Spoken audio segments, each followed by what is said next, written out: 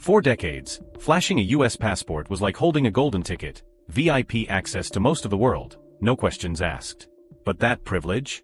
It's starting to crack. Why are countries that once rolled out the red carpet for Americans now slamming the brakes? Is it politics? Payback?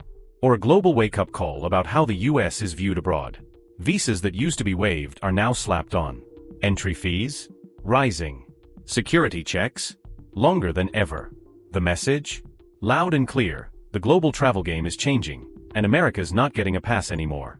So smash that like button if you value your freedom to travel, and let's dive into 10 countries where Americans now need a visa, because the world's welcome mat is slowly being pulled back. Number 10. Brazil. Oh, Brazil. Land of samba, soccer, and now surprise. Visa fees. Starting April 10, 2025, if you're an American, you're not just packing sunscreen. You're also coughing up $80.90 for an e-visa. And no, it's not instant. Expect to wait around 5 business days, minimum. And I know what you're thinking, come on, it's Brazil. They love tourists. Yeah, they used to. But now? They've basically posted a giant neon sign at customs that reads, "Pay up or keep walking, gringo." Let's just call it what it is, payback. You know how for years Americans strutted into Brazil like it was their backyard? No paperwork, no stress, just vibes and beach selfies? Well, now Brazil's saying, cool story. Now do what we had to do for decades when visiting you. And honestly, can you even blame them? Americans love to pretend they're the world's favorite guest. Newsflash, we're not. We're the guy who shows up to the barbecue empty-handed, eats everything, then complains the music's too loud. So yeah, Brazil decided to bill us. And if that stings, good. Maybe now you'll remember your passport doesn't come with a backstage pass to the planet. But hey, let's also laugh at how petty this feels. $80 and 5 business days? That's not just a visa, it's a we're done playing nice tax. Brazil saw your flip-flops, floral shirt, and weak attempts at Portuguese and said, you know what? No. Not for free. And the timing? Oh, it's poetic. Right before summer travel season. Right when Americans were about to descend like seagulls on Copacabana. Brazil said, not today, Uncle Sam. I mean, how do we go from no visa needed to please fill out these forms, upload your documents, and wait nearly a week? Like, what did we do? Oh wait, it's the reciprocity rule. You made Brazilians get visas to visit the US? Now they're just returning the favor, with interest. So here's the truth, if you still think traveling as an American is easy, you're not paying attention. The rules have changed. The red carpet's got wrinkles now. And Brazil? That was just the appetizer. Stick around, it only gets spicier. Smash that like button if you're tired of travel politics getting in the way of your passport stamps. And drop a comment, is Brazil being fair? Or just flexing? Let's argue. Number 9, United Kingdom. Let me tell you about Jessica, 28, from Atlanta, big fan of Sherlock Holmes and British tea. She finally books her dream trip to London. Flight's ready, bags are packed, playlist queued up with Adele and Ed Sheeran. She's buzzing. But right at the gate, she gets stopped. Ma'am, do you have your ETA? She's like, estimated time of what now? Boom. Trip cancelled. Didn't get her electronic travel authorization. Just like that, goodbye London Eye, hello crying in airport bathrooms. And here's the kicker, you could be Jessica if you're not paying attention. As of 2024, the United Kingdom rolled out a brand new system called the ETA, and by 2025, even layovers won't be spared. Yes, you read that right, even if you're just passing through Heathrow on your way to Spain, you'll still need one. It costs £10, about $12 and 34 cents, and it's valid for 2 years. But don't get too comfy. Processing can take up to 3 business days, and if your timing's off, you're grounded. The Brits are saying it's about border security and modernization, but let's be honest, it also feels like a subtle flex. For years, Americans walked through UK borders like they owned the place. Now, the UK's handing out digital hall passes and saying, request entry, politely. And don't think you're safe just because you're transiting. There was a brief exemption for airside layovers, but even that's being reviewed. Translation? No one's really safe from the paperwork anymore. Now, let me talk to you for a second. Did you even know about this? Be real. Drop a comment if this is the first time you're hearing about the UK's ETA. You're not alone. And it's why we're here, to give you the facts before your dream trip becomes a logistical nightmare. So smash that like button if you think this new travel maze is getting out of hand, and tell us, is the UK being reasonable, or just playing the same game the US started? And don't even think about clicking away. Coming up next is a country that's not just charging for entry. They're making Americans feel like uninvited guests at their own party. You'll want to see this. Stick around. Number 8. European Union/Schengen area. Tasha had it all mapped out. 1 backpack. 4 countries. 10 days. She called it her eat, pray, love, and maybe cry in Venice tour.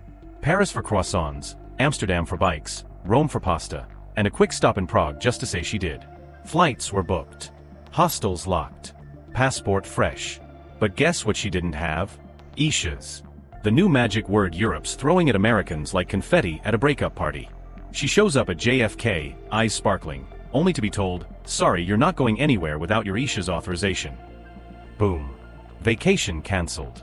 Just like that, the Eiffel Tower turned into an air fryer back home. Starting mid-2025, every American traveling to the Schengen area, that's 30 countries, including hotspots like France, Italy, Spain, and Germany, will need to apply for this little digital permission slip called ETIS, which stands for European Travel Information and Authorization System. Cost? €7, around $7.50. Valid for 3 years or until your passport expires. And yes, even if you're only laying over for a few hours, you still need it. No exceptions. Europe said, you want in? You play by the new rules. Now before you roll your eyes like, it's just $7, pause. This isn't about the money. It's the message. Europe is joining the trend of making Americans apply before entering. It's no longer show up and vibe, it's apply, wait, pray it gets approved. And yes, it could get denied. They check your travel history, criminal records, and even security risk levels. It's their version of border Tinder, and you better hope you get swiped right. This is Europe's version of the US ESTA program, but now the tables are turning. Reciprocity, they say. But it feels more like revenge. With paperwork. So here's my question to you. Did you know about Isha's before today? Be honest. Drop your answer in the comments. Let's talk about it. Are you okay with this shift, or do you feel like travel is becoming a luxury maze for the privileged and prepared? Smash that like button if you've ever dreamed of a Euro trip and don't want bureaucracy to kill the vibe. And don't even blink, because coming up next is a destination where they've stopped rolling out the red carpet and started rolling out the red tape. Stick with us, because the next one will make your jaw drop. Number 7. China. Ever wondered what it actually takes to visit a country that built the Great Wall by hand, but now builds walls of paperwork instead? Jordan sure didn't. He had it all planned out: Beijing's temples, Shanghai's skyline, dumplings in Xi'an, even a detour to see real-life pandas doing absolutely nothing for 12 hours a day. But the moment he tried to book his trip, boom. Hit with a reality check wrapped in red tape. To enter China, you now need a full visa, no shortcuts, no exceptions. And it's not cheap. $185 upfront. For what? The privilege of visiting a consulate in person, getting biometric scanned, filling out piles of forms, and if they feel like it, providing an official invitation letter from someone already in China. This isn't a travel application. This is a diplomatic obstacle course. And here's the twist. Once you survive the process, you get multiple entries for 10 years. Sounds great, right? But that's assuming you made it through round 1 without needing a lawyer, a printer from 2006, and a blood pressure monitor. Why the drama? Well, this is bigger than just tourism. China's doing what the US has done to their citizens for years. Call it reciprocity, call it payback, call it global chess. Either way, American passports aren't the golden keys they used to be. Now here's where I need you, yes, you watching this. What do you think? Is China being fair? Just matching energy? Or have they made visiting one of the most historic nations on Earth way too complicated? Let me know in the comments. Because this isn't just about flights and stamps anymore, it's about how the world sees American travelers today. And trust me, if you thought this was strict, wait till you hear what number 6 has in store. It's a country that used to welcome Americans with open arms, and now? You'll need more than a passport and a smile to get through the door. Stay tuned. It only gets wilder from here. Number 6, India. Look, I get it. India is magical. Spices that slap your taste buds awake. Temples older than most countries. And weddings that last longer than some Hollywood marriages. But let's talk about what's not magical. Trying to get in as an American in 2025. Let me say it loud. You can't just roll up to Delhi in cargo shorts and expect a spiritual awakening. Nope. India now says, back it up cowboy, you need an e-visa. Sounds easy, right? It's not. The cost ranges from $25 to $80, depending on how long you want to stay. And yes, it's digital. But don't let that fool you. This ain't Amazon Prime. They've got strict rules, document uploads that make 0 sense, and if you mess up a single field, guess what? Rejected. Start over. And just when you think you're in the clear, surprise. Biometric checks upon arrival. Because nothing says welcome to India like getting fingerprinted after a 16-hour flight and 3 crying babies. Let me tell you about Erica. She booked a last-minute spiritual retreat in Rishikesh to find herself. She found something alright, an error message on her visa portal. She tried to call the helpline. Guess what? No one answered. She flew anyway, thinking she'd talk her way in. They talked back. And they sent her right back. See, India's not playing around anymore. They're tired of being seen as some budget yoga destination for Americans trying to heal from breakups. They're tightening up. They've watched how we treat their citizens, and now, they're flipping the script. But here's where I flip it back. If we're calling this fair trade, let's be honest, this feels personal.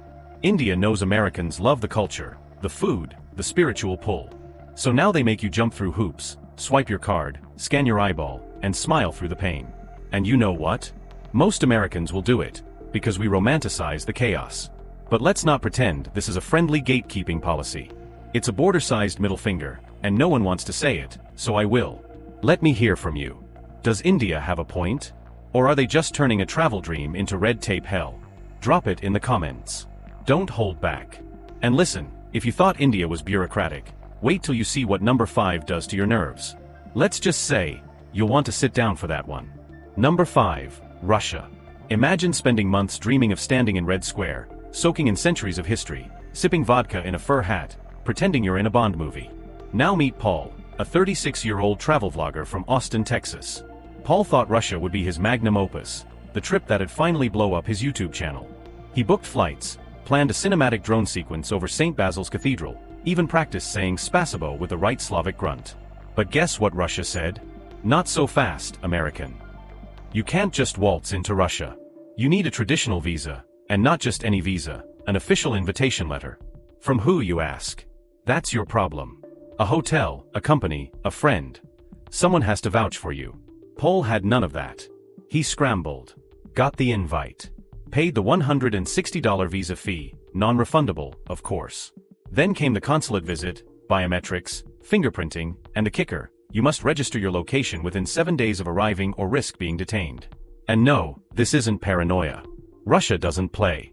With US-Russia relations colder than a Siberian winter, things have only gotten more intense. Entry rules are strict, paperwork is heavy, and your travel plans must be airtight. This isn't tourism, it's diplomacy disguised as a vacation. And yet, Americans still try to go. Because let's be honest, Russia is majestic. From Moscow's grandeur to the haunting beauty of Lake Baikal, it's a bucket list beast.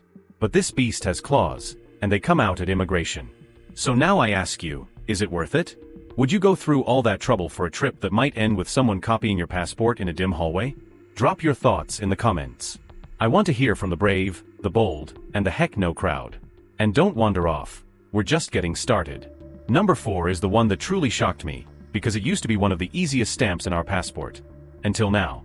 Stick around, what's coming next might just change your travel plans for good. Number 4, Australia. You ever dream of going to Australia? Kangaroos, beaches, hot accents, and that carefree no worries, mate attitude? Well, guess what, mate? Worry. Worry a lot. Because if you're American, you're not just hopping on a plane anymore and landing in Sydney with a surfboard and dreams. Oh no. Now you need an ETA, an electronic travel authority, for a country that once welcomed us with open barbecues. $15 bucks, downloaded through an app that works about as well as a gas station bathroom lock, and it has no visa on arrival option. Let that sink in. And no flexibility. And don't even think you're getting approved in real time. Denials happen, and sometimes they take days. Days. So you miss your flight, lose your hotel booking, and get slapped with cancellation fees. All because a digital approval algorithm decided your passport was suspicious. Now I get it, every country has a right to protect its borders. But Australia? The same country that literally has a higher population of snakes than people? Now suddenly they're screening US? Oh, the irony. Let me tell you about Jenna. She's 29, from Denver. Works 60 hours a week, saved up for a dream solo trip to Australia. She did everything right, applied through the app, paid the fee, triple-checked her info. And guess what? Application stuck in review for 12 days. No updates. No hotline. Just canned emails and anxiety. She had to cancel her trip. Want to know why it was flagged? Because her middle name was missing a hyphen. A hyphen. So here's my take. Australia just made itself feel more exclusive by making it unnecessarily difficult. It's the same high school energy of a cool kid telling you sorry, party's full, while 50 people just walked in behind them. I'm not saying don't go. Australia is stunning. But they've just made it a digital maze, and you better play by their rules, or don't come at all. So tell me, does that sound fair?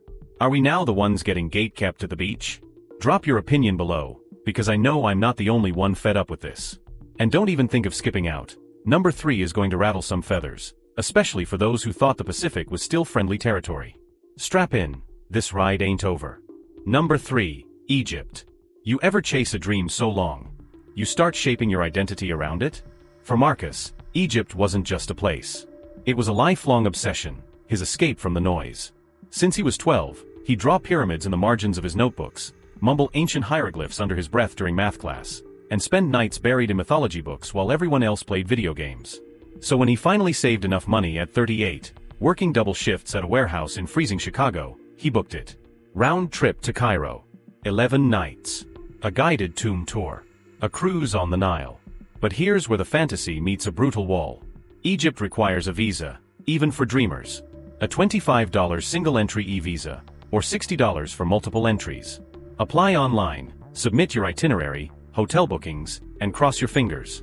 Marcus did everything by the book. Everything. Except one thing. His travel insurance dates didn't perfectly match his return flight. A 12-hour gap. Denied. Just like that. No appeal. No refund. No second chance. He stared at the rejection email for hours. Then his hands started shaking. The silence in the room was deafening. Now imagine that, your dream country, the one place you'd romanticized since you were a child, slamming the door in your face. Because of paperwork. And if you're thinking, well, I'll just figure it out at the airport, slow down, Pharaoh.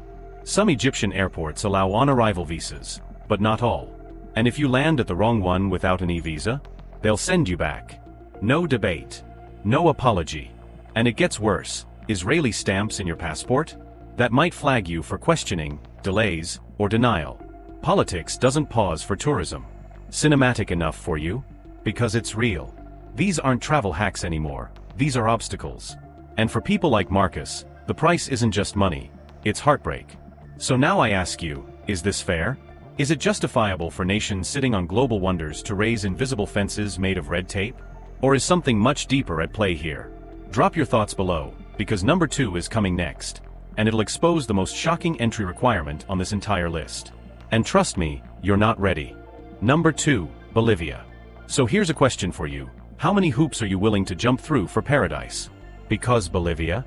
It looks like a dream. Salt flats that mirror the sky, mountain towns that hum with ancient energy, and rainforests that breathe adventure. But for US citizens, just getting in feels like an obstacle course designed by someone with a personal grudge. Let me tell you about Dani. She'd been working double shifts for years. Motel receptionist by day, Uber driver by night. No Cancun, no Disneyland, she wanted Bolivia. She saved up. Bought a second-hand backpack. Watched 38 hours of vlogs. She was ready. Until the visa requirements hit like a brick to the face. $160 visa fee, exact cash in US dollars. That's right. They don't make change, they don't do cards. Show up with a crumpled $200 bill. Denied. They want proof of funds. Hotel bookings. A round-trip ticket. And here's the big one, a yellow fever vaccine certificate. Not just a random shot at CVS, a very specific travel vaccine that's not available everywhere and costs a small fortune. Dani didn't know. Nobody mentioned it clearly. Travel blogs skipped over it. Agencies didn't warn her. So she landed in La Paz, shaky, jet-lagged, heart-pounding with excitement, only to be pulled aside at immigration. Where's your yellow fever card? She blinked. I didn't know I needed one. They blinked back. That's a problem. 5 hours. A cold bench. Her dreams dissolving with every passing minute. She missed her shuttle. Her hotel cancelled. Her trip almost ended before it began. And quick pause here. From our stats, we've got more viewers outpacing subscribers. If you've been watching, enjoying, and learning something new, kindly join our community. Thank you. Alright, back to it. Now listen. I'm not saying Bolivia isn't worth it. It is. The beauty? Unmatched. The culture? Alive. The stories you'll come home with? Priceless.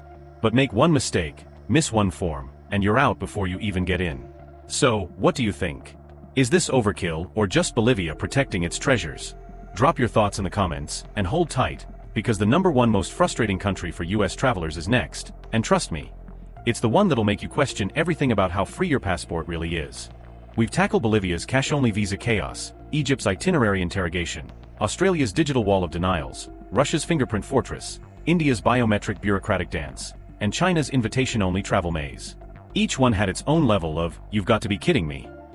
But now, we're down to the final spot, the country that takes the crown for making it the hardest for Americans to get in. But before we get to that, I've got a question for you.